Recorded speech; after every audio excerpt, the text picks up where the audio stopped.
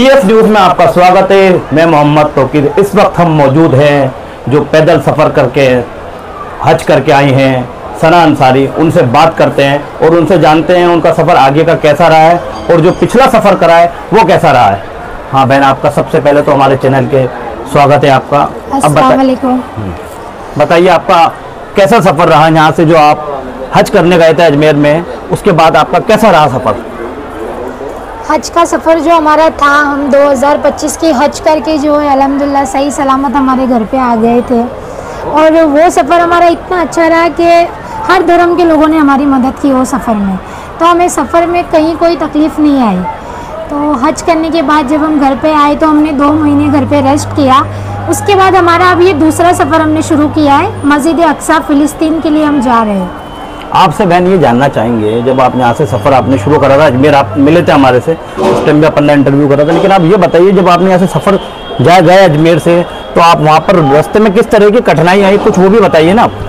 नहीं, जब हमने ख्वाजा साहब के यहाँ पर आके हाजिरी पेश की, उसके बाद सरकार का करम हुआ और हमको रास्ते में कोई भी तकलीफ नहीं आई। अच्छा, कोई तकलीफ नहीं आई? कोई तकलीफ। तो आप वहाँ जब मक्का पहुँचे उस टाइम आपको कैसी फीलिंग रही, उसके बारे में कुछ बताइए। और ये भी बताने की कोशिश करिए जब आप वहाँ पहुँचे मक्का, तो आपने देश के लिए भी कुछ दुआ करी होगी, आपके हिंदुस्तान मुल्क के लिए भी।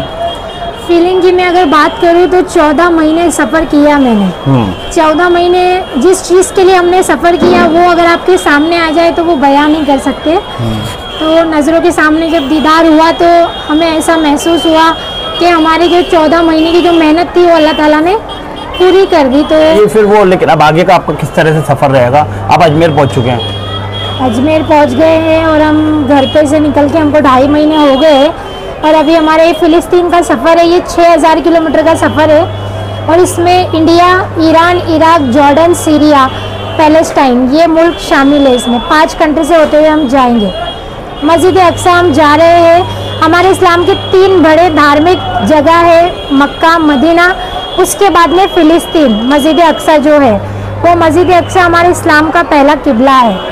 वहाँ पर पहले हम रुक करके नमाज़ पढ़ा करते थे, तो इसीलिए हमने काबा, मक्का, मदीना अल्हम्दुलिल्लाह हम हज करके आ गए। तो अब हमने ये नियत की है कि जो हमारे इस्लाम का पहला किबला है हम वहाँ पर जाए। इस पर आपका क्या कहना है? लोग जब आप पैदल निकले थे शुरुआत, जब आपने यहाँ से हज नहीं करा था, तो लोग बोल रहे थे कि यूँ ही है, ड्रामा है, सब ये है वो है। इस पर आपका क्या कहना है? इस पर तो मैं क्या कहूँ, देखो जब कोई इंसान निकलता है तो बहुत से लोग बातें करते हैं। अगर हम लोगों की बातें सुन के रुक जाते तो हम हमारे मकसद में कामयाब नहीं होते। हमारी नीयत साफ थी तो अल्लाह ने हमारा साथ दिया और अल्हम्दुलिल्लाह 7 उम्रा किए हमने और एक बड़ा हज करके हम सही सलामत वापस आए।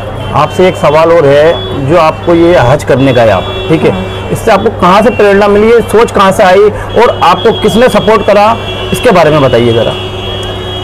सपोर्ट तो मेरे शोहर ने किया, पर जो अगर मैं बात करूं कि पहले जो शिहाब भाई गए थे उनसे ही मैंने ये इंस्पायर हुई थी और तभी मैंने भी नियत की थी और 1 साल मैंने प्रैक्टिस की थी।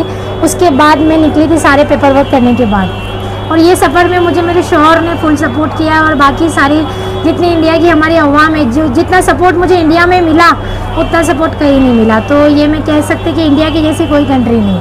तो मतलब आपका ऐसा कहना है, जैसे आपने इंडिया से सफ़र चालू करा, इंडिया के बाद आप दूसरी कंट्री में जहाँ भी गए वहाँ आपको इतना सपोर्ट नहीं मिला, लेकिन वहाँ का आपको कल्चर और वहाँ के लोग कैसे देखने को मिले, कुछ बताइए उसके बारे में भी खास। नहीं, वहाँ पे भी लोग अच्छे होते हैं। जैसे हम रास्ते पे चलते थे, सऊदी अरब की मैं बात करूँ तो अरबी चलती है वहाँ पे, हमें तो अरबी आती नहीं है, तो हमने गूगल ट्रांसलेट का यूज़ किया था वहाँ पर। तो वहाँ पे 1-1 सेकंड में चलेंगे ना तो पुलिस आके रुकती थी और पूछती थी, घड़ी घड़ी हमको पूछती थी कि आप क्या कैसा, फिर उनको समझाने में हमारा टाइम चला जाता था क्योंकि हमको तो गूगल ट्रांसलेट यूज़ करना रहता था। तो फिर हम बहुत परेशान हो के हम वहाँ पे जो यहाँ पे इंडिया का SP ऑफिस रहता है, ऐसे ही वहाँ पे हम बड़े पुलिस स्टेशन में गए और फिर जाके हमने उनको जब अपनी सारी बातें बताई तो उन्होंने हमको अपना एक जैकेट दिया पहनने का, उनकी गवर्नमेंट का एक जैकेट था। तो जब वो हम पहन के चलते थे तो फिर हमको कोई पुलिस वाला पूछता नहीं था, सिर्फ वो इतना बोलते थे कि आप साइड से चले। अच्छा। तो वहाँ की जो मतलब सऊदी की जो गवर्नमेंट थी उन्होंने भी हमको सपोर्ट किया। तो आप आगे ये बताइए कि जो दूसरी कंट्री में भी इस तरह की कोई दिक्कत आई होगी, वहाँ क्या दिक्कत आई और जो कंट्री? नहीं, और कंट्री में तो ईरान, इराक में तो कोई दिक्कत आई नहीं। तो वहाँ पर भी आपको लोग ऐसे चाहने वाले मिलते हैं या कोई पहचानने वाले, या बातचीत आपके होने के बाद आपको जो कुछ वहाँ पर स्वागत हुआ? जी जी, जब हम उनको बताते थे हम तो उनको पता चलता था, क्योंकि अभी वो कंट्री भी अलग है और लैंग्वेज भी अलग है, सारा मसला होता था। इसलिए जब उनको पता चलता था कि हम कौन है, इंडिया से आए, पैदल आए, तो फिर वो हमारा इस्तकबाल करते थे।